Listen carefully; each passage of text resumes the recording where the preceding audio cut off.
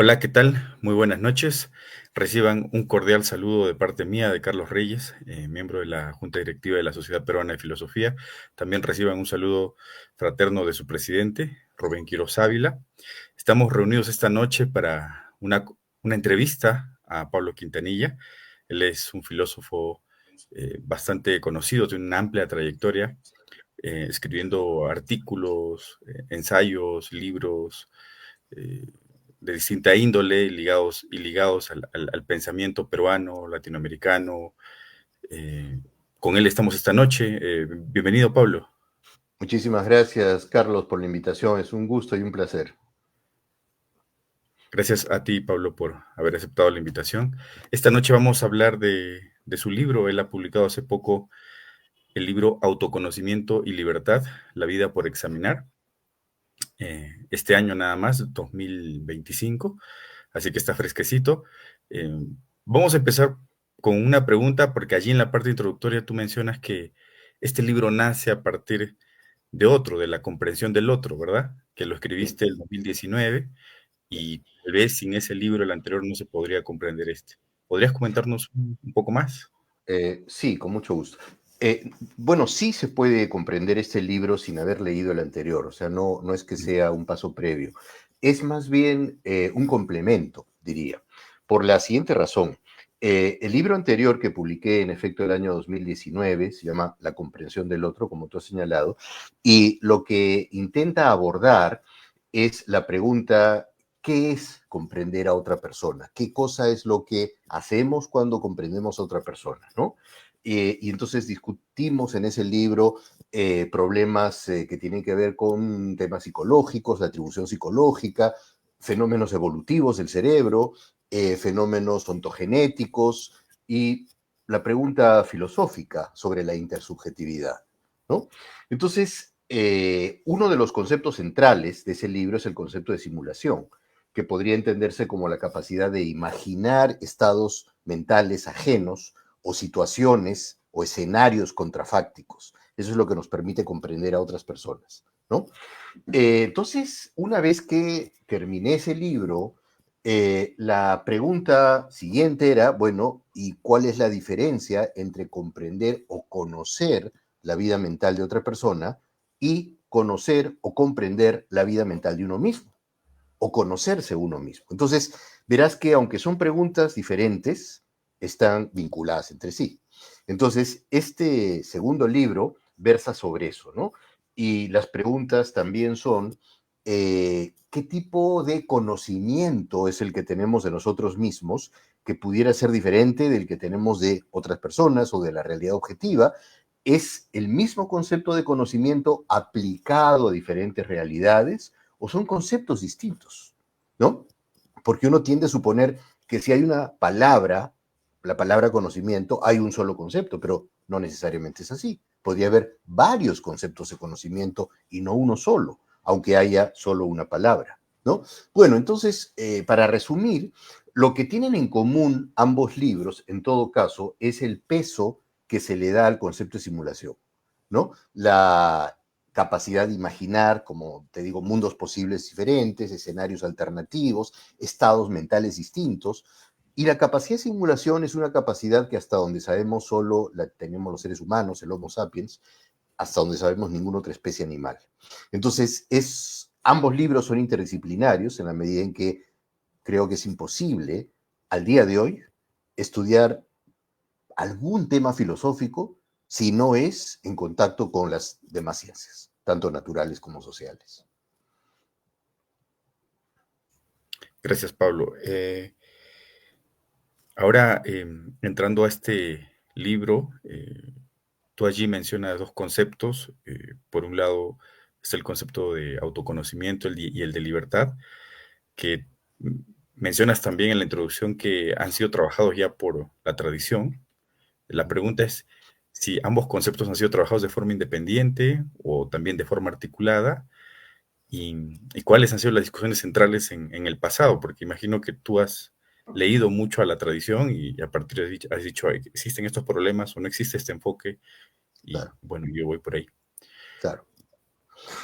Bueno, Ambos conceptos se han estudiado separadamente y también de manera integrada, ¿no? Lo que es curioso es que aunque en cierto sentido la filosofía occidental comienza con el mandato del oráculo de Delfos, conócete a ti mismo, es muy poca la filosofía tradicional que ha versado sobre el autoconocimiento. De hecho, no hay un solo diálogo de Platón sobre el autoconocimiento. En el caso de Aristóteles solo hay un párrafo en el Magna Moralia y los demás autores han discutido sobre todo acerca de la posibilidad del conocimiento de la realidad objetiva, muy poco acerca del conocimiento de las otras mentes y poquísimo acerca del autoconocimiento, ¿no?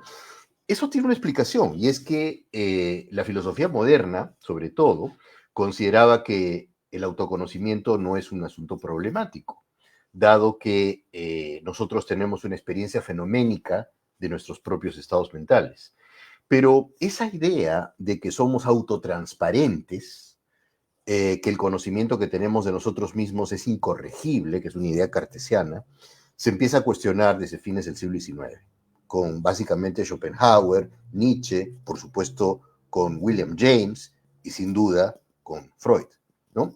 Entonces, esa es un poco la historia del problema del autoconocimiento. En cuanto al problema de la libertad, tiene muchas dimensiones, sobre todo se han discutido dos dimensiones, la dimensión individual, el problema del libre albedrío, y la dimensión política, la libertad política, ¿no?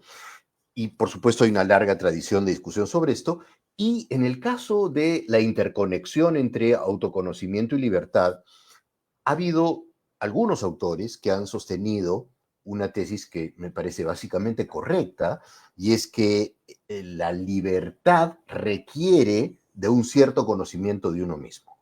Pero, ¿quiénes, por ejemplo? Bueno, Spinoza, fundamentalmente, Hegel, sin duda, y algunos otros autores, ¿no? Pero lo que decía Spinoza y lo que decía Hegel también es que la libertad no es la capacidad de generar causas no causadas en la estructura causal del universo, sino la libertad o el libre albedrío es la capacidad de conocer nuestras propias determinaciones. Eso lo dice casi literalmente Spinoza y Hegel lo desarrolla, ¿no? Entonces, para estos autores, ser libre es poder conocer las causas que determinan tu comportamiento. Sin embargo, claramente, esa no es una concepción suficientemente aceptable de libertad, porque en el mejor de los casos, lo que está explicando es el conocimiento de nuestras determinaciones. O sea, está aceptando el determinismo y está aceptando que podemos conocer por lo menos algún elemento de ese determinismo, pero no está explicando la libertad. Entonces, si bien ha habido autores que han integrado estos dos conceptos, desde mi punto de vista, no lo han hecho de una manera que realmente desarrolle un concepto suficientemente sólido del libre albedrío, ¿no? Y menos aún autores de esa época, porque el concepto de libre albedrío ha tenido muchísima investigación a nivel neurológico a partir de la segunda mitad del siglo XX, que por obvias razones es información que no pudieron haber tenido ni Spinoza, ni Hegel, ni ningún otro autor de ese periodo, ¿no? Claro, ¿y por qué Pablo no Sócrates, que incluso ha lanzado esta famosa frase, el conócete a ti mismo, y claro, con él también se da este giro antropológico en la filosofía occidental y dentro de la filosofía antigua? ¿Por qué él no podría ser un fundante del concepto de autoconocimiento? Mira, esa es una pregunta que va directamente al grano, ¿no? Porque en realidad la frase conócete a ti mismo aparece en el oráculo de Delfos, ¿no? Antes de Sócrates. Se cree que es una frase esculpida hacia el siglo sexto, más o menos antes de Cristo, ¿no? Pero definitivamente Sócrates la retoma y Sócrates además la completa con este famoso dictum de una vida no examinada es una vida que no merece la pena de ser vivida. Entonces, examinar la propia vida tiene como objetivo el autoconocimiento, ¿no? Lo que Sócrates no desarrollo, bueno, ni Sócrates ni Platón, obviamente, ¿no? Porque Sócrates no escribió nada, sino fue Platón el que escribió y utilizó como personaje a Sócrates, ¿no? Lo que Platón o Sócrates no desarrollan es qué significa eso de conocerse y cuándo lo que nosotros creemos que es autoconocimiento en realidad es una forma de autoengaño. Ahora, ¿por qué Sócrates y Platón no desarrollaron este tema? Yo creo que por dos razones. La primera es porque a ambos autores, sobre todo a Sócrates, lo que le interesaba sobre todo era el problema moral. Es decir, cuándo podemos saber que estamos actuando bien y cuándo podemos saber que estamos actuando mal. Ahí Sócrates le da un giro a la manera como se entendía el autoconocimiento en el oráculo de Delfos, o sea, el siglo VI antes de Cristo. ¿Por qué? Porque hacia el siglo VI antes de Cristo el mandato conócete a ti mismo no significaba lo mismo que significa hoy. O sea, la pregunta, ¿qué es conocerse? No es la misma. Para los griegos del siglo VI y antes de Cristo, el autoconocimiento era conocer tu lugar en la sociedad. ¿Qué tipo de ser humano eres? Si eres campesino, si eres aristócrata, si eres mujer, si eres soldado. Eso es lo que significaba conocerse a sí mismo. No era un conocimiento psicológico, era un conocimiento social. ¿Y eso con qué objetivo? Con el objetivo de que uno no cometa hibris, que es transgredir tus limitaciones naturales, pretender ser lo que no puede ser, ¿no? Hibris es, digamos, este pecado que cometen aquellos humanos mortales que quieren ser dioses, por ejemplo, ¿no? Pretender una cosa imposible que está más allá de tus posibilidades. Entonces, bueno, ese es el concepto de autoconocimiento en el siglo VI antes de Cristo. Sócrates y Platón le dan este giro moral. Entonces, yo te decía que hay dos razones por las que yo sospecho que ellos no desarrollan una teoría del autoconocimiento. Esa es la primera, que no les interesaba un autoconocimiento psicológico, sino un autoconocimiento moral. De hecho, cuando Sócrates dice una vida no examinada no merece la pena ser vivida, se refiere a un examen moral de la propia vida, ¿no? No un examen psicológico. La segunda razón es porque ni Sócrates ni Platón creían en la posibilidad del autoengaño. Aristóteles es el primer autor que toma en serio la posibilidad del autoengaño. ¿Por qué Sócrates y Platón no creían en el autoengaño? Porque Sócrates y Platón, bueno, mejor diré Platón, porque son las fuentes que hemos recibido, ¿no? Pero, por supuesto, Platón le atribuye eso a Sócrates. Platón consideraba que uno jamás actúa en contra de su propio bien o en contra de su propio juicio o en contra de sus propios deseos si sabe que está actuando en contra de esto. De ahí la célebre frase platónica, uno nunca actúa mal con conocimiento de ello, ¿no? Uno no hace el mal a sabiendas. Entonces, Platón creía que la gente que obra mal o que elige el mal lo hace por ignorancia del bien. No lo hace porque quiera actuar mal, sino porque no sabe cuál es el bien. Pero además, estos autores, Platón y Sócrates, bueno, este autor, Platón, no creía que uno pudiese autoengañarse. Entonces, no aparece el concepto de autoengaño ahí, ¿no?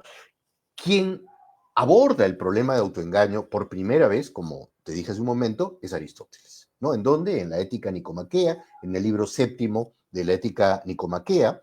El término que utiliza Aristóteles en griego es acrasia, ¿no? Que literalmente significa desgobierno. Acrasia viene de kratos, que significa gobierno, el alfa es un privativo, entonces el acrático, la persona acrática, es la persona que no gobierna su propia vida, ¿no?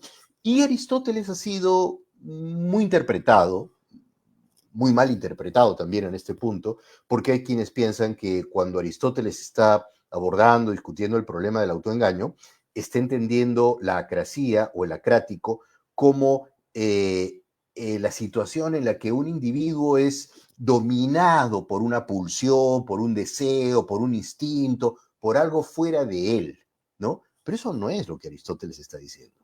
Es más, lo que Aristóteles dice en ese texto de la Ética Nicomaquea y en otros lugares es una cosa muy interesante.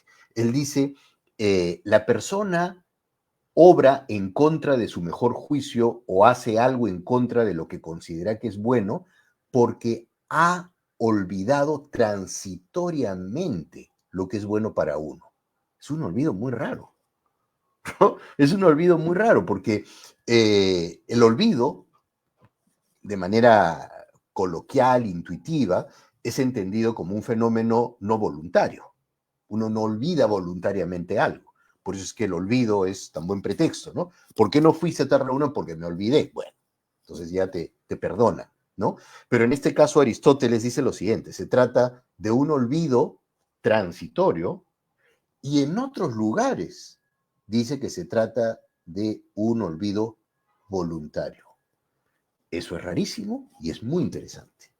Es como si Aristóteles hubiera estado a unos pocos metros de Freud, pero por supuesto no dio ese paso y nadie en la tradición filosófica pudo haber leído a Aristóteles con una mirada psicoanalítica por obvias razones hasta el siglo XX, ¿no? Entonces, lo que hay en cierto sentido en Aristóteles es una concepción topográfica de lo mental. La mente no es unitaria, ¿no? La mente está dividida o es divisible, que es una idea que aparece hacia fines del siglo XIX en la tradición filosófica, con los autores que he mencionado, con Schopenhauer, con Nietzsche, con James, con Freud, sobre todo, donde un aspecto de ti mismo puede engañar a otro aspecto de ti mismo, o un aspecto de ti mismo se mantiene a la luz y por tanto ensombrece otro aspecto de ti mismo. Entonces, para responder directamente a tu pregunta, yo diría, esas son las razones por las que no hubo una discusión suficientemente desarrollada en la antigüedad griega acerca del autoconocimiento, porque lo contrario del autoconocimiento no es la autoignorancia. Lo contrario del autoconocimiento es el autoengaño, que es mucho más grave que la autoignorancia, porque todos ignoramos muchas cosas de nosotros mismos. Pero más grave que ignorar algo de uno mismo es autoengañarse. Entonces, como no había concepto de autoengaño en esta tradición, salvo este bache con Aristóteles, que después no es retomado por otros autores, es que el concepto del autoconocimiento recién se vuelve interesante hacia fines del siglo XX, en la filosofía, quiero decir, ¿no?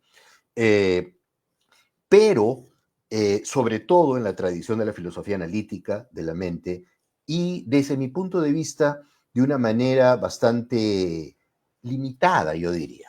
Y entonces, por eso, en este libro intento hacer algo, no sé si lo habré logrado o no, pero lo que intento hacer es desarrollar más y con una mirada más amplia y más histórica y más interdisciplinaria el fenómeno del autoconocimiento, intentando ir más lejos que los textos de fines del siglo XX y comienzos del siglo XXI que hay en la tradición filosófica de la filosofía de la mente sobre este tema, ¿no? Gracias, Pablo. Ahora, yo siento al concepto de autoconocimiento como muy oriental, al contrario del concepto de libertad que lo siento más occidental. ¿Has explorado también a Oriente? O sea, ¿puede ser que haya venido de por allí el concepto de Bueno, autoconocimiento? esa es una pregunta interesante también porque desde la influencia del mundo oriental en la filosofía griega, sin duda. De hecho, cada vez más se estudia, se explora, se investiga cómo la filosofía presocrática, incluso la filosofía de Sócrates y de Platón, está fuertemente influida por tradiciones orientales, ¿no? Sobre todo tradiciones religiosas, tradiciones mistéricas, etcétera. Y en la filosofía oriental posterior, bueno, también hay, pero la filosofía oriental, un poco a diferencia de la filosofía occidental, para bien o para mal, no es tan argumentativa y sin duda no es tan interdisciplinaria, ¿no? Entonces, sí me interesa, por supuesto, el abordaje de la filosofía oriental, pero no me interesa tanto como el abordaje de la filosofía actual, occidental, que me parece tiene como más instrumentos, más herramientas para abordar este problema, ¿no?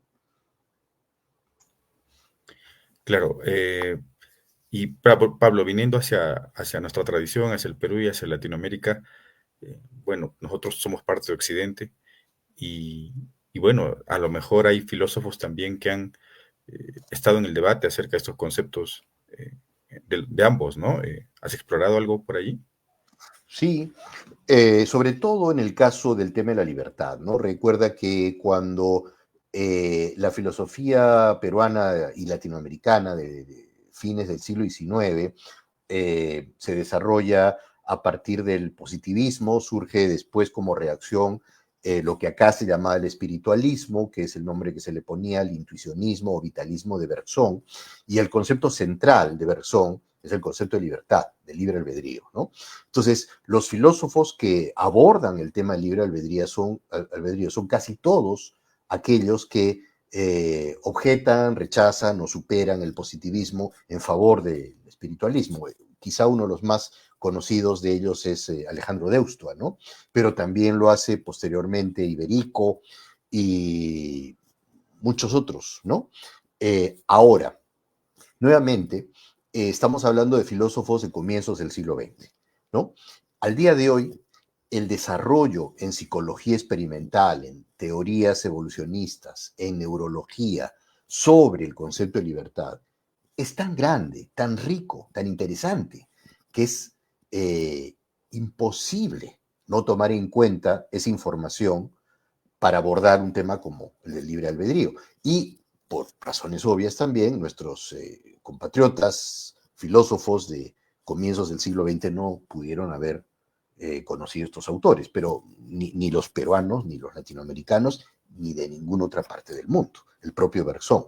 O sea, los trabajos de Berzón son puramente especulativos, son totalmente a priori, son sumamente intuitivos y sugerentes, pero no son consistentes porque no se basan en evidencias de otro tipo que no sean simplemente intuiciones, ¿no? Sí, Pablo. Bueno, ese fue el gran debate, ¿no? Del principio del siglo XX, el debate entre determinismo y libertad, Así es. y debate que ganó Bergson, ¿no? Y todos los filósofos latinoamericanos que lo seguían, y que fueron muchísimos, como tú mencionas, entre ellos Iberico, eh, bueno, bueno, imagino que Pedro Zullen también, a propósito de su centenario, Sí, sí, entre sí, otros sí. más. Pues, Pablo, sí, perdona, pues si te interrumpo un instante, es importante que hayas citado a Zullen, porque Zullen fue alumno de estos filósofos peruanos, ¿no? Fue alumno de Deustua, de hecho, hasta hace poco la biblioteca de los alumnos de San Marcos, no sé si seguirá ahí el libro, pero tenía un ejemplar de Zullen, de su famoso libro La filosofía de lo inexpresable, que es una crítica a Berzón, donde con su puño y letra le dedica ese ejemplar a Alejandro Deusto. ¿No? Y ese era el libro que consultaban los alumnos. ¿Ah? No se seguirá ahí todavía en la biblioteca de San Marcos, espero que sí. Pero lo que te iba a decir es esto. En efecto, Zullen hereda esto y Zullen es un muy crítico de Berzón. ¿No? En ese libro, La filosofía de lo inexpresable, critica a Berzón precisamente porque él considera que Berzón es básicamente un autor intuitivo, literario, pero que no parte sobre evidencias más sólidas, ¿no? Y esto es algo que Zullen va a retomar en su segundo libro, del neo-hegelianismo al neorealismo, donde ya estudia los orígenes de la filosofía analítica, los orígenes del pragmatismo. Es una gran pena que este gran filósofo peruano haya fallecido tan joven. En efecto, como tú has señalado, este año se cumple su centenario y es una pena que haya fallecido tan joven porque él era un filósofo que tenía mucho por dar, ¿no? claro, disculpe, nos hemos venido a la filosofía peruana porque Pablo además es un gran estudioso de la filosofía peruana, creo que es uno de los, si no es el más destacado, es uno de los más destacados para no opacar a otros. Y ha trabajado mucho Azul, en él ha hecho esta compilación de los escritos reunidos y el año pasado nada más ha publicado este libro, La filosofía en el Perú en la filosofía, por el sello de Heraldos Editores. Bueno, el libro Volviendo, sobre Zulen lo hicimos de Zulen lo hicimos con dos colegas sanmarquinos, ¿no? Con Rubén Quirós y con Joel Rojas. El Joel Rojas, claro, claro que sí. Un libro que además lo posicionó, ¿no? Lo sacó a la luz y lo posicionó en el medio académico. Ujú. Regresando ahora sí al libro, vamos hacia el tema central. ¿Cuál es tu propuesta en el libro Autoconocimiento y Libertad, estimado Pablo? Ok, dos cosas.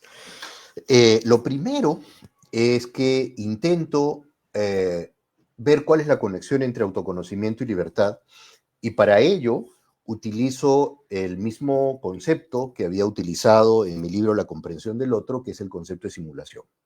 Entonces, trato de explicar el concepto de autoconocimiento en términos de simulación y explicar el concepto de libre albedrío también en términos de simulación, e intento integrarlos. Ahora, ¿cómo así?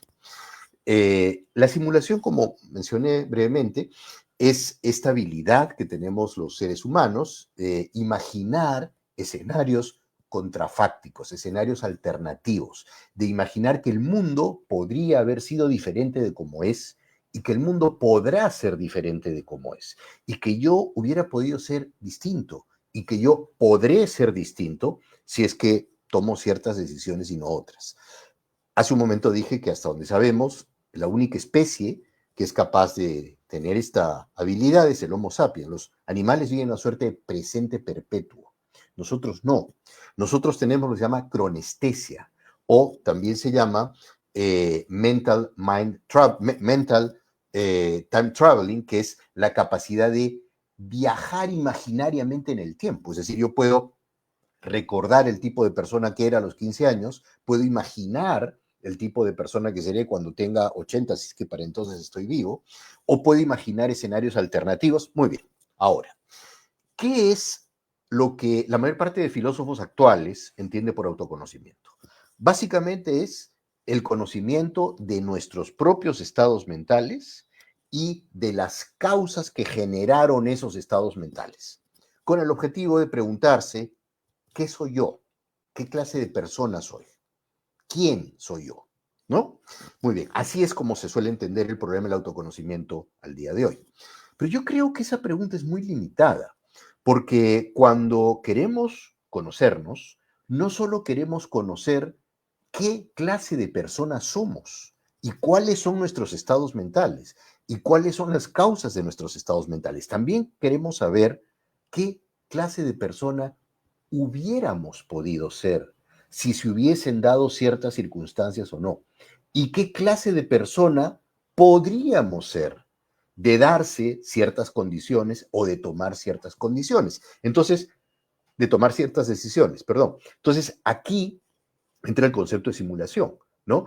Pienso que el autoconocimiento no se reduce a desear conocer qué soy, sino qué pude haber sido y qué podría llegar a ser, y qué no pude haber sido y qué no podré llegar a ser, ¿no?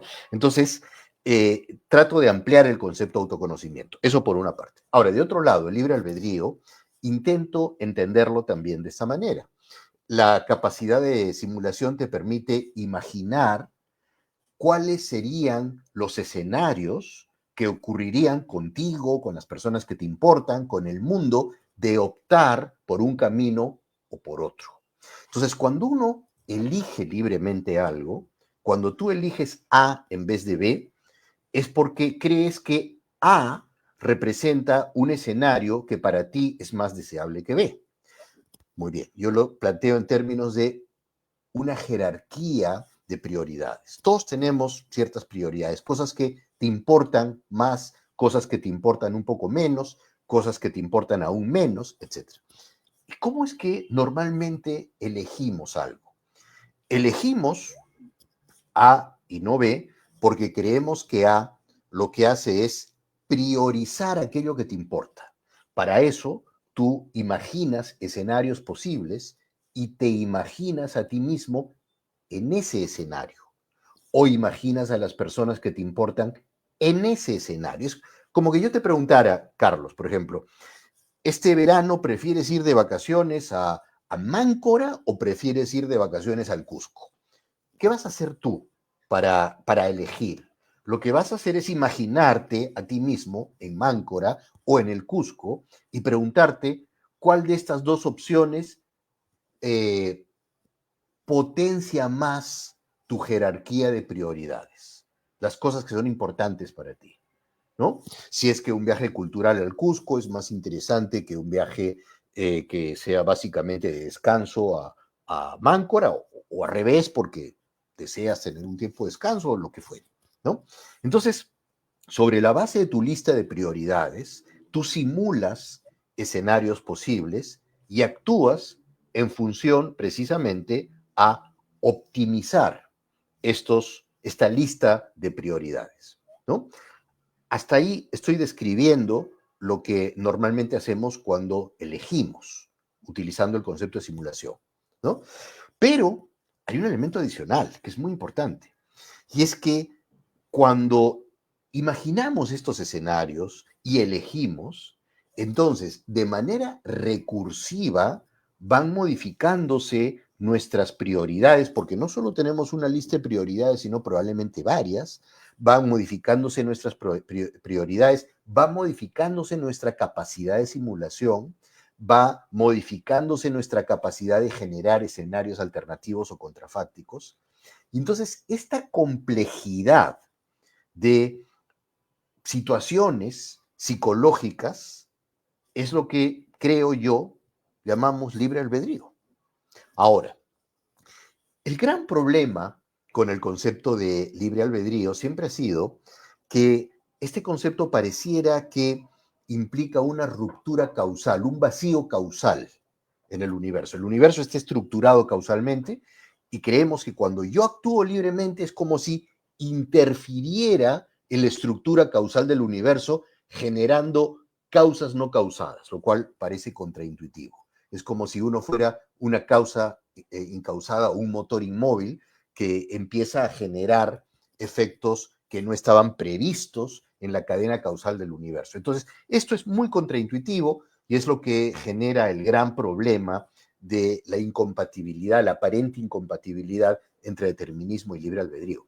Pero en este modelo que yo quiero proponer en el libro, notarás tú que no hay vacío causal. No hay interrupción en la causalidad de la naturaleza.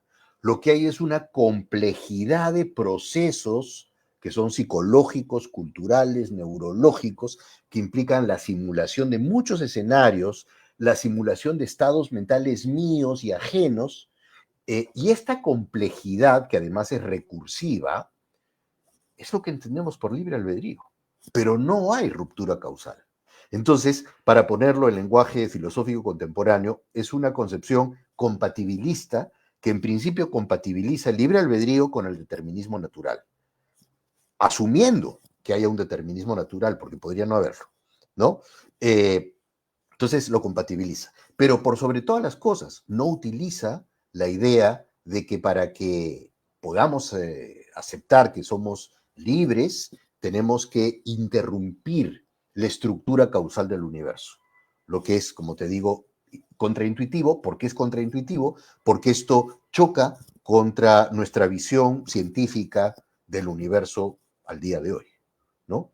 Y no hay manera de justificar esa ruptura.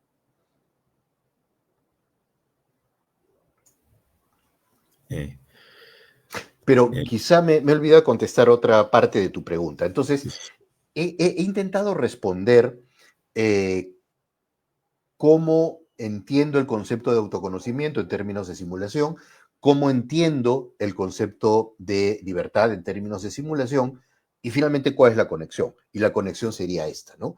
Mientras más y mejor conozco esta jerarquía de prioridades, que puede ser consciente o inconsciente, estos escenarios contrafácticos alternativos, estos escenarios futuros posibles. Mientras más y mejor conozco todas estas variables, más libre soy de optar por un camino que privilegie, que facilite, que potencie mis valores, mis prioridades fundamentales, incluso si estas están cambiando, ¿no? El hecho que yo conozca estas prioridades, estos valores, estos deseos, estos objetivos que están modificándose, hace que mi comportamiento sea más libre. excelente, Pablo. Pablo, otro aspecto que he visto en el libro es que tú dices que te agencias de otras ciencias, vas más allá de la filosofía para tratar este asunto, te agencias de las ciencias naturales y de las ciencias sociales. Y, y bueno, ¿cómo intentas hacerlo en este texto? Bueno, mira, yo creo, Carlos, que en el siglo XXI, y eso ya ocurría desde mediados del siglo XX, pretender hacer filosofía de manera a priori, de manera pura, de manera desconectada de la ciencia, es una pérdida de tiempo. Eso en todas las ramas de la filosofía, ¿no? En todas las ramas, incluso en las más abstractas como la lógica, ¿no? Entonces, tal como yo entiendo la filosofía hoy, considero que es inevitablemente una actividad interdisciplinaria. Entonces, por ejemplo, en el caso de autoconocimiento o libre albedrío, que son temas tradicionales de la filosofía, se tiene que tomar en consideración, por supuesto, las investigaciones psicológicas recientes, la teoría de la evolución, las diversas concepciones sobre la ontogénesis del autoconocimiento y del libre albedrío en el niño, en la persona, pero no solo eso, sino también ciencias sociales, la historia. eh, entonces, pretender hacer filosofía desconectada de las ciencias es una pérdida de tiempo, aunque eso es lo que hacían los filósofos del pasado, porque no había un desarrollo científico. No porque no quisiera o no les interesara, sino porque no había un desarrollo científico. Kant elabora una concepción del libre albedrío que es muy conocida, una concepción compatibilista del libre albedrío. Pero si Kant hubiese sabido que existía desarrollo neurológico en aquella época, sin duda le hubiera fascinado y hubiera estado interesado por ver cómo se conectaba su concepción con esa. De la misma manera como Kant intenta, y lo hace, compatibilizar su modelo filosófico con la física newtoniana, ¿no? Y de la misma manera como compatibiliza sus concepciones geométricas con la geometría de Euclides y sus concepciones lógicas con la lógica aristotélica, ¿no? De hecho, un paréntesis, una buena pregunta es si, habiendo, digamos, siendo superado en algún sentido importante la mecánica newtoniana, la geometría de Euclides, la lógica de Aristóteles, está también superado Kant, ¿no? Pero es una pregunta que tendríamos que dejarla para otro momento.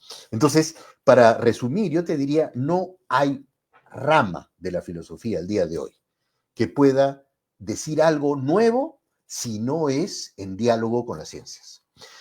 Te pongo otro ejemplo muy puntual, la ética. La ética ha sido tradicionalmente una rama de la filosofía. Hoy día creo yo que es una actividad interdisciplinaria. Es decir, sobre ética tienen cosas que decir los neurólogos, los psicólogos, los teóricos de la evolución, los biólogos, muchísima gente, ¿no? Pretender dedicarse solo a la ética desde la filosofía nos convertiría en únicamente historiadores de la ética, lo cual no está mal, está muy bien. Está muy bien que haya gente que se dedique a hacer historia de la ética, pero no van a decir nada nuevo. Simplemente van a reconstruir las concepciones éticas del pasado.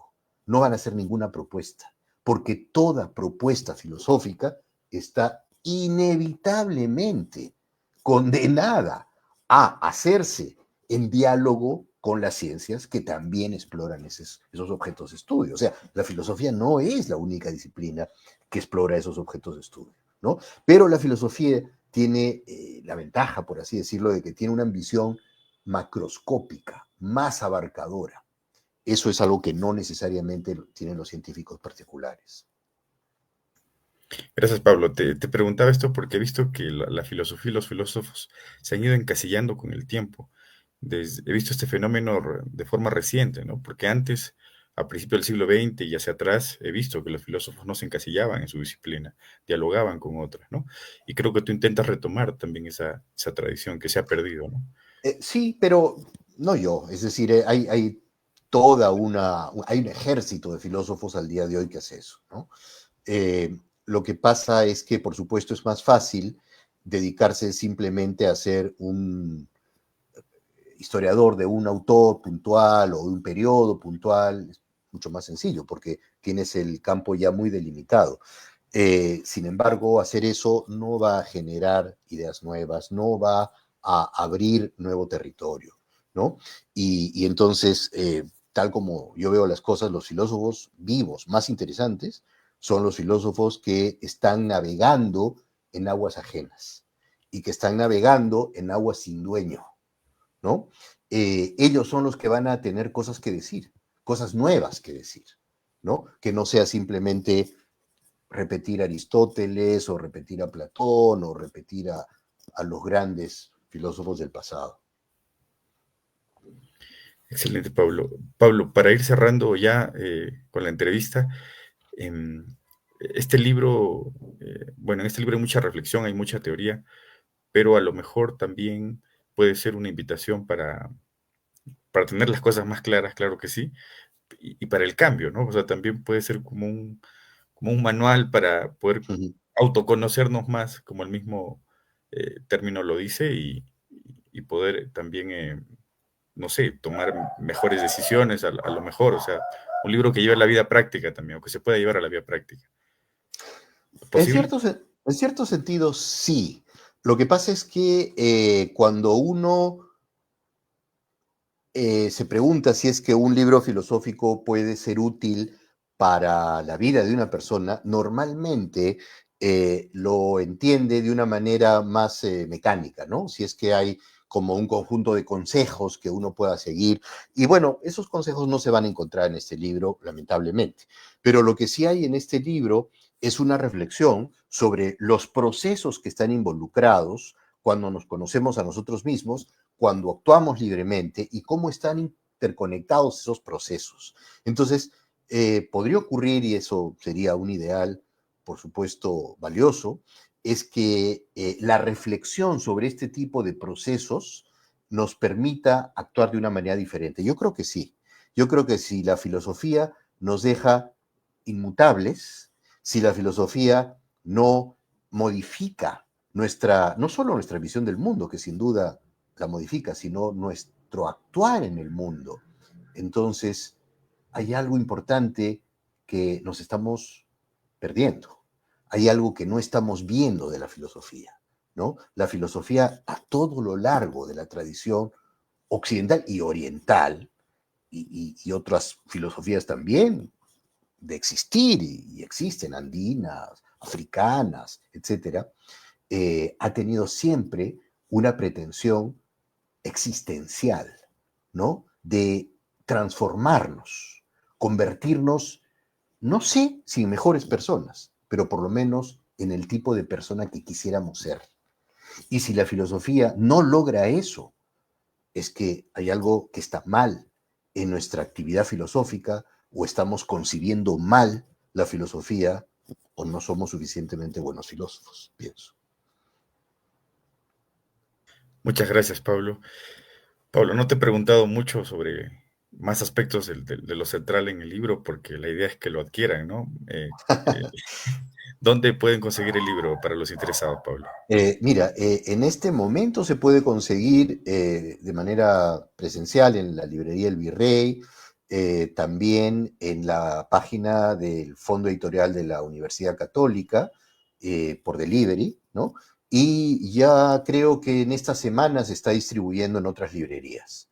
Así que en principio en librerías, pero quizá más fácil es directamente en la página web de la Universidad Católica, porque te llega por correo, ¿no? Ok, muchas gracias, Pablo. Bueno, están todos invitados a adquirir el libro, a revisar el libro. Bueno, imagino que Pablo va a seguir presentando, va a presentar el libro en varios lugares. Eh, y bueno, seguimos aquí en la Sociedad Peruana de Filosofía. Pablo es miembro de la Sociedad Peruana de Filosofía. Eh, Revisen nuestro muro porque se vienen muchos eventos.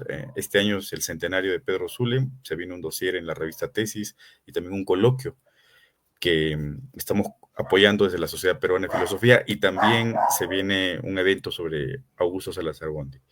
Bueno, eso es todo. Muchas gracias. Hasta una próxima. Gracias, Pablo. Gracias, Carlos. Gracias a todos nuestros invitados.